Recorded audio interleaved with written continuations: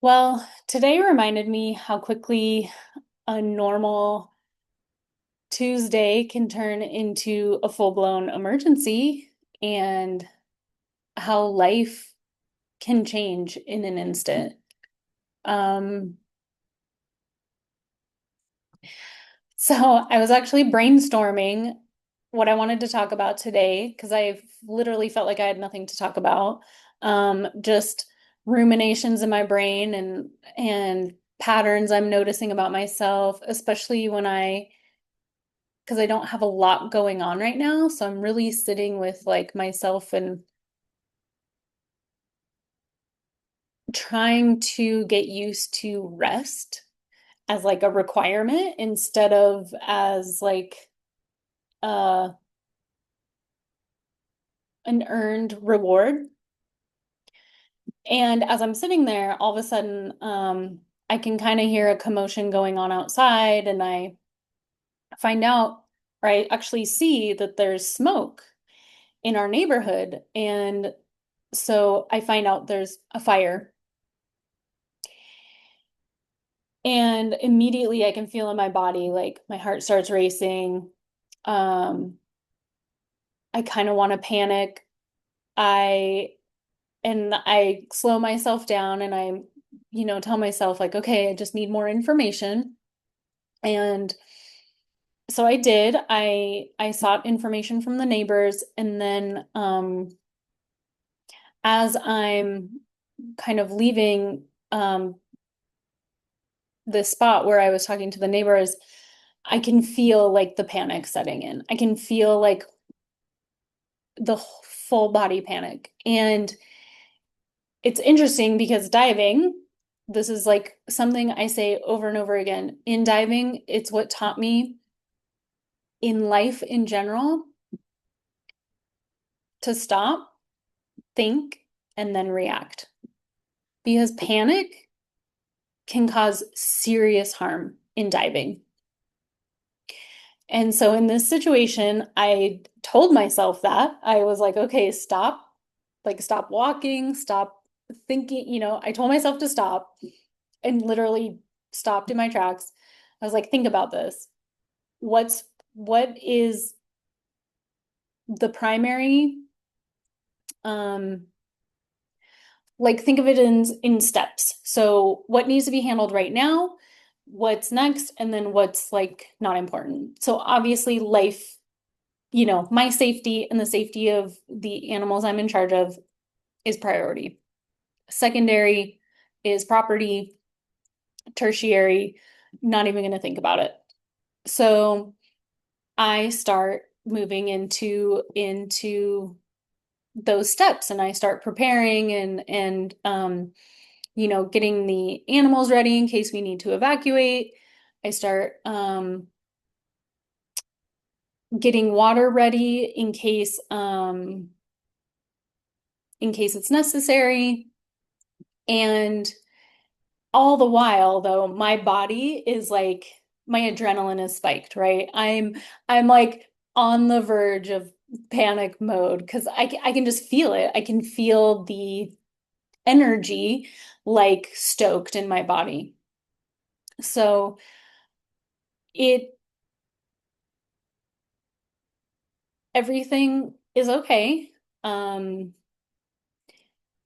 I just cannot believe how close this situation is to so many situations or things in diving, right? Because when you're scuba diving, there's a lot that can go wrong.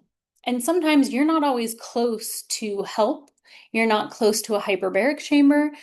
Sometimes you're on these liveaboards hundreds of miles out in the ocean, and the closest hyperbaric chamber is 200 miles away. And that's sometimes it's by speedboat 200 miles, sometimes it's helicopter. And this is sidebar, this is another reason why I emphasize dive insurance so much to even my open water, just dabbling in diving. I'm like, you should get dive insurance because you never know how far away help is. And insurance, especially Dan diving insurance, and this is not a sales pitch, I'm just saying they answer the phone and they respond and they know how to coordinate and logistic everything. So that um that's one thing I'm always like hyper vigilant about telling people that they need in diving. Um so in this case, coming back to today, you're really relying on community, right? The people in the situation, close to the situation, staying calm, knowing what to do, how to do it, when to do it. And just like in diving, if an accident happens 200 miles from a hyperbaric chamber, you are so relying on your that team on the boat, your dive buddies, your dive masters and instructors, the cruise director, the crew members on the boat, like you're relying on them to hopefully know what they're doing and how to give you help. And I am just so, so grateful because my whole life, it's so funny. I'm thinking about this now. My whole life, I've been taught, first aid, CPR, emergency response. And it's just interesting because now I'm in diving and you need so much of that. So that started when I was like 12 years old. I think I took a babysitting course and you learn first aid and CPR. And then when I was a lifeguard, again, first aid, CPR, emergency response. And then again in diving, even so, rescue diver course teaches you a lot of that. And then dive master and instructor, obviously, you need to be well versed in emergencies once you're a professional in the industry. And then yachting, you go through safety courses because if there's an emergency on the boat, you and the crew members need to know how to handle it. So it's pretty wild how much training I've had through my life just because of like jobs or strange activities that I like to do. Not strange activities, but scuba diving, it's so important to be prepared for any situation. And all of those courses talk about staying calm, don't panic. And it's such a response in our bodies to panic, to just react and go, like running as fast as you can, as far away, right? And I have to emphasize how important it is to just stop, think, and then react in any situation. And I've used that in basic situations, like even when I'm having a conversation with someone and they're really like firing me up and I'm getting really angry, I've used that mantra, stop, think about like how you're feeling, why you're feeling it, and then react to what they're saying as opposed to like just popping off at the person. But man, it's incredible how much I feel we need to be not only prepared, but proactive in our own um, ability to face emergencies and crisis. I feel like we should be somewhat prepared for that and know how to um, manage the panic and stay calm and stay collected and really think through um, what needs to happen. I think it's so important as a community, especially everyone in this community today. I mean, there were so many people trying to help, and especially because help isn't nearby. It's far away. So there's only so much the community could do before, help arrived. And it's it's so amazing when your community So like your dive buddies that you like, let's say you travel with a bunch of dive buddies, or you just travel in general, it's not even diving, being surrounded by people who you feel safe with, who you feel can handle a situation, can handle an emergency, a crisis, and not freak out is super important. Like I don't know if I could even travel with anyone now if I knew that any little thing would just set them into panic frustration mode, you know? So I really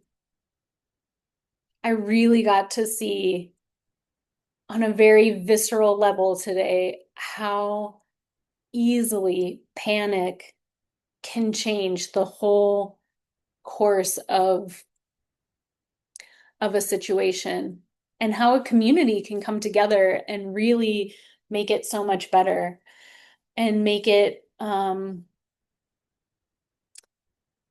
maybe not less scary, but at least helping each other out and staying connected so that everyone's on the same page and everyone kind of knows what to do. Uh, wow. I'm just I'm just in awe of again all the training I've been through that got me here and really had me grounded today. And then the community and their approach to everything, there wasn't panic, screaming, people trying to flee in the streets. Yeah, everyone was just calm, collected, like what can we do to help, and that's huge. I feel like that's so important.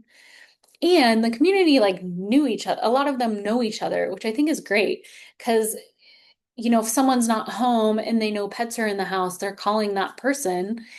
And I'm sure feel comfortable, getting into their house and taking charge of those animals and things like that. So community is so important. Oh my God, the people you surround yourself with is just super impactful. So that was my day. I,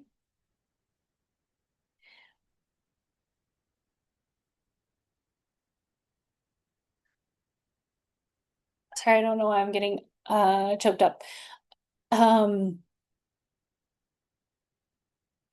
yeah, it was a big reminder of how life can change in an instant for anyone and really to